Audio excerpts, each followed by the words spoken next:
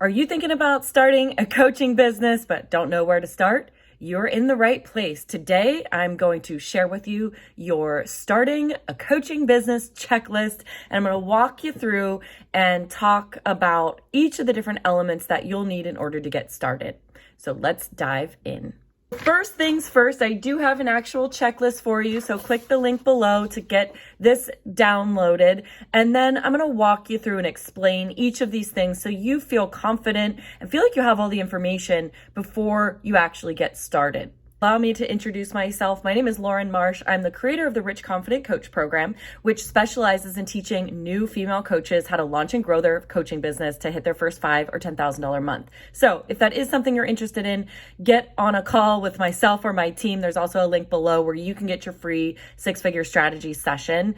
And if not, stick around. Let me teach you a little bit about starting a coaching business, because I have had a coaching business for over 12 years now. So I know a thing or two about starting and running and growing and scaling coaching businesses. I've also worked with many different companies in the 6, 7, and 8-figure range to help them scale and grow and train their teams. So in terms of getting started, let's talk about what you'll need, what you'll have to put in place, and all of the different options that you have as you're starting your coaching business.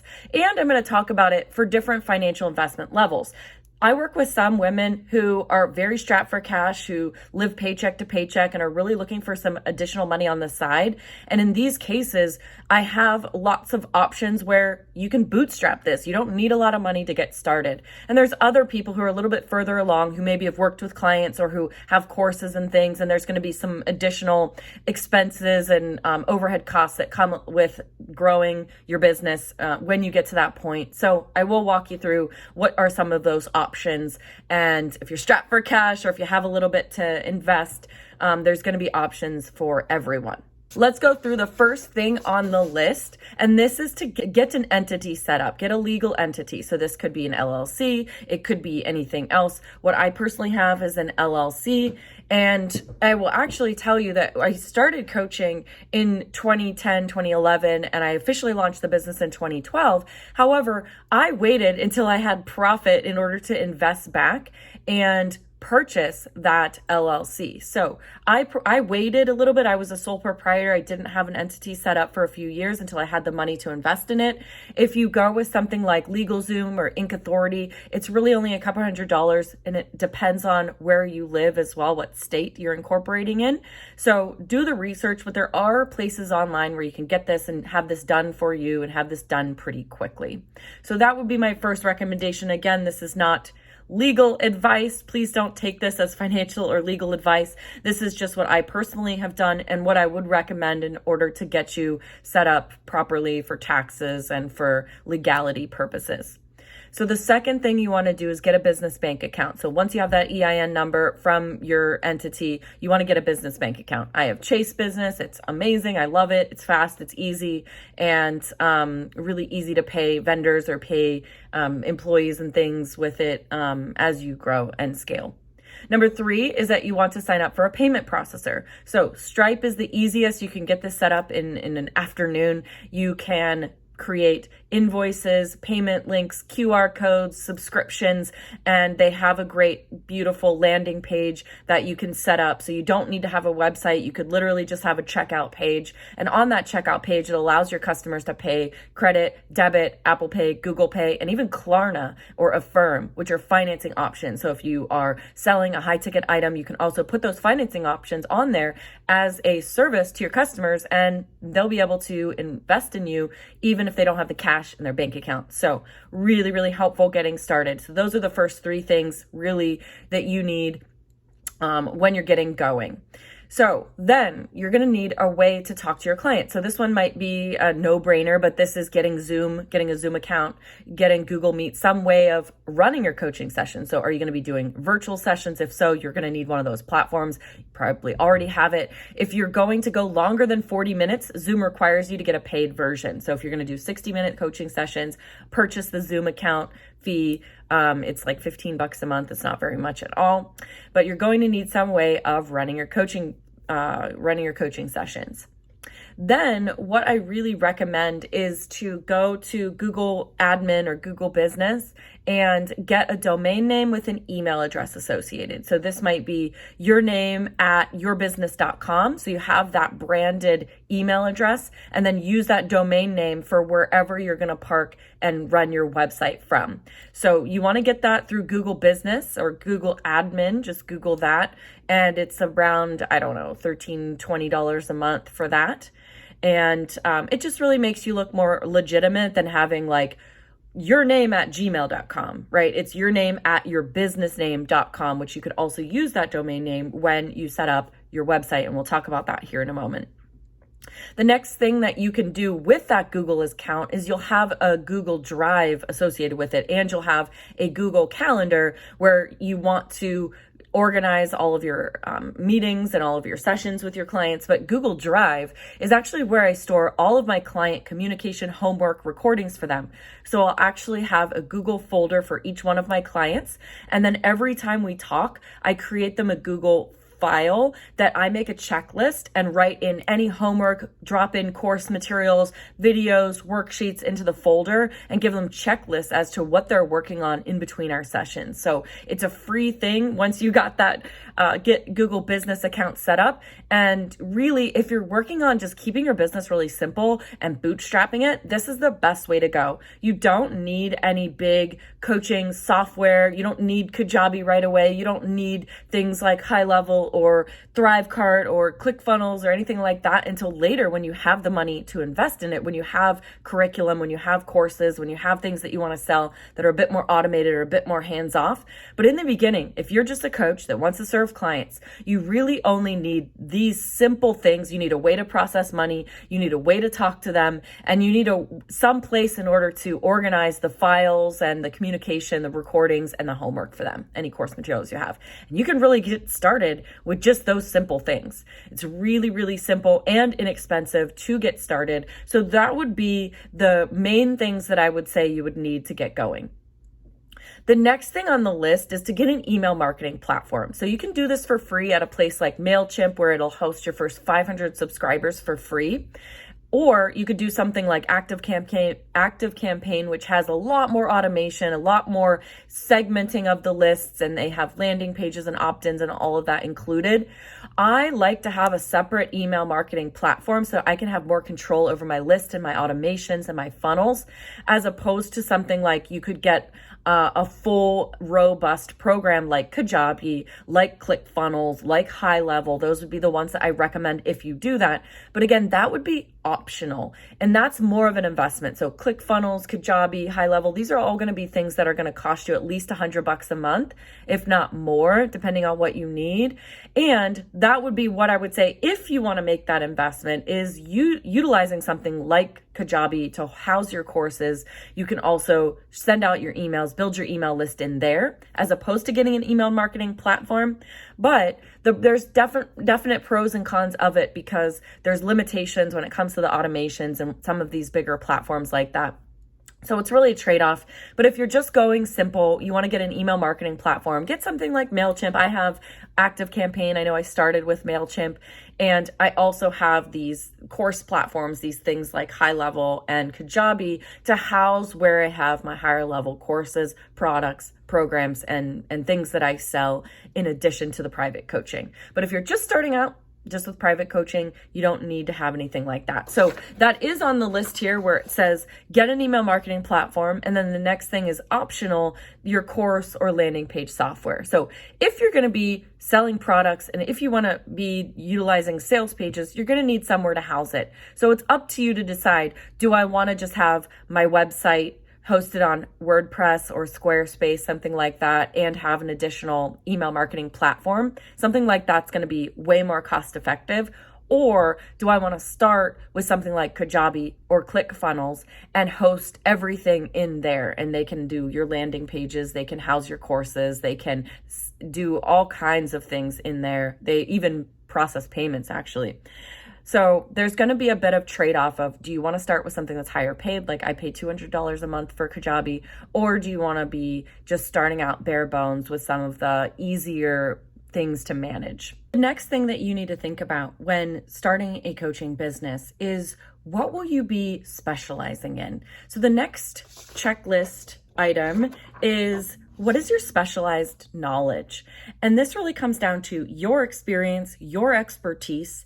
What I do in my programs is I help people design their signature system. What are those steps that you're going to take people through? And really what we want at the end of the day is to identify what is that big problem that you are solving for your clients. If you don't know what problem is the umbrella problem and then those micro problems underneath, if you don't have an idea about where someone's at, what they're struggling with, what problems they have, then you're really not going to be able to sell anything. Sales is always based on how well you solve other people's problems. And if you don't know what you're selling and what problems you're solving, then you're not going to be very successful in your business. So these next couple items on the checklist are, what is your specialized knowledge? What do you have experience in, right? What's the big problem that you solve? And on the other side of that, what is the solution that you provide that people are willing to pay for? So it's one thing to be able to solve a problem, and it's a whole other thing, right, to understand if people are willing to invest in paying for and solving that problem. So in the beginning, when I work with my clients, we always look at, what is that big problem that you're solving? What's that big transformation that you'll be providing in your coaching packages? Essentially, you want to identify where people are at now, what problems do they have, and where do they want to go? What's that big solution? And create and craft your offer as bridging the gap. It's the way that they get from where they are to where they want to be. This has a lot to do with making sure that you're speaking your client's language, that you are marketing this and having the offer title and marketing all based around things that are actually needed and have a demand for in the marketplace. So this is stuff that when I guide my clients through this, we do a lot of market research and we talk to the people who are interested in solving these problems. And we really start to identify, what are they thinking? What are they feeling? What are they stuck on? What are their biggest hangups? What are their fears? And identifying all these big problems that you can help them solve through designing and delivering your coaching business. So once we understand the problems that you solve and the solutions that you provide, you just want to make sure that this is something that you have experience in. This is something that you're good at, because it could be something that is needed in the marketplace, but if you don't have experience and you're not good at it, you're not going to be the person to be solving these problems for people. You also want to think about, is this something I enjoy? And is this something that I can talk about all the time?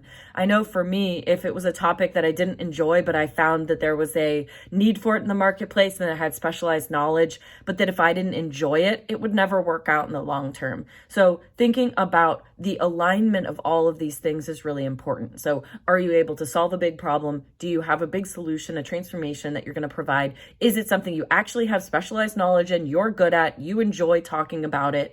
And can we monetize it, right? Can we put it and package it up in a step-by-step system that other people are going to be wanting to invest in? So once you know the pieces around your marketing, which are your niche, who you're talking to, what that problem is, what that message is, then you want to, which is the next item on your list, decide what it is that you're selling.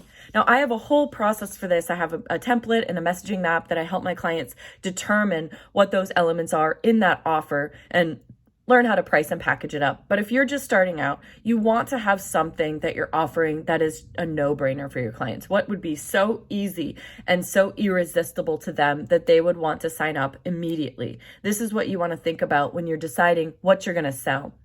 When I start working with new coaches, we typically begin with the end in mind. So we start with that bigger, higher ticket package and we work backwards from there. So we're not starting off designing a low cost $100 offer or course or anything like that. We're going to start with a higher ticket offer that allows people the ability to invest in it, to have a longer period of commitment where you can really work with these people to see transformational results. So whether that's a 3-month offer, a 6-month offer, a 12-month offer, or whatever, we always start with those bigger items, those bigger offers, and then work backwards from there. So building out your value ladder so that when you have people coming to you, you have your free offers, your low cost offers, maybe a membership, a mid-tier group or leverage program, and then a higher ticket one-on-one private coaching program. And so for you, if you're just starting off, you're not going to have all of those things at first. You're not going to feel confident or competent to be creating those things. I teach this in my program. So if that is something that you want to learn, click the link below and you can learn about the Rich Confident Coach program. But in the beginning, if you're just starting off, it's making sure that you're creating and designing a package that is not a session by session basis, but that has a longer term commitment. So let's say it's a 3-month contract and you're working with somebody and they can make payments on it over time, or they can pay in full for it, but that you are able to create recurring revenue and create bigger cash months by enrolling many clients into this higher ticket program. So I hope that makes sense to you. Once you decide what it is you're selling, then you must decide where you're going to be marketing it. How are you going to be enrolling clients? Where are you going to find your clients? Now, there are so many different strategies. I teach a lot of different strategies in my programs, but really you want to determine, am I going to be building organically? If so, what platforms? Am I going to be doing long form content or short form content? So am I going to be doing long form content such as blogging or Facebook posts or YouTube videos or podcasts? Or am I going to be doing short form content such as Instagram or TikTok or some of these other platforms, right? And it's determining which ones do I enjoy. It's figuring out where I already hang out, where I'm likely to have the biggest impact, and possibly having a mixture of those two organic strategies. Or are you going to want to do ads and have money to invest in paid ads? There's so many different ways to get clients. And this is where you must choose your marketing channels and choose a strategy that you can focus on and get good at over time. The next step is really to learn, how do I enroll those clients? So this is all to do with sales skills. So if you don't have any sales skills, this is something that I can help you with. Sales is going to be the lifeblood of your business. So if you don't know how to market to those clients, to bring them in and to enroll them, you're not going to be very successful as a coach. So making sure that you have sales skills, that you're able to enroll those clients, whether that is learning how to have conversations in the DMs to enroll people, whether that's over an enrollment call, so learning how to book those calls, get people on enrollment calls and upsell them into your programs, or whether it's just creating sales pages and having people book in and pay for things without your interaction at all. There's lots of different ways to do that, but this is part of your strategy is going to be sales, right? High ticket sales and building relationships with people. The last item on the list is hire a coach. So if you've never done this before, how do you imagine that you're going to get this done if you don't know anything about this? I would say that the best advice that I could give you, being in the coaching industry for over a decade, is to hire a coach who's already done what you want to do. So, or hiring a coach that has a curriculum-based program where you can learn and get a lot of the knowledge around what it takes to run a successful coaching business, to hire a mentor, someone who can actually guide you and show you the way, answer any questions you have, and get in a community of people who are also seeking out and going after those similar goals as you. So if that is something that you're interested in, I do have a program called Rich Confident Coach, and that's exactly what we do with you. So there is a link where you can check that out, and I'll get on the phone with a member of my team and evaluate, is this even for you, and build out a strategy with us before we talk about the program and see if that is something that aligns for you. So thank you so much for being here today. I hope that was helpful. I hope this checklist will really help you get your business off the ground. And when you're ready, or if you're ready and you want to connect with my team, we're obviously here to help. So let me know in the comments below if this has been helpful for you, what questions you still have, and I hope to see you again soon on one of my other videos.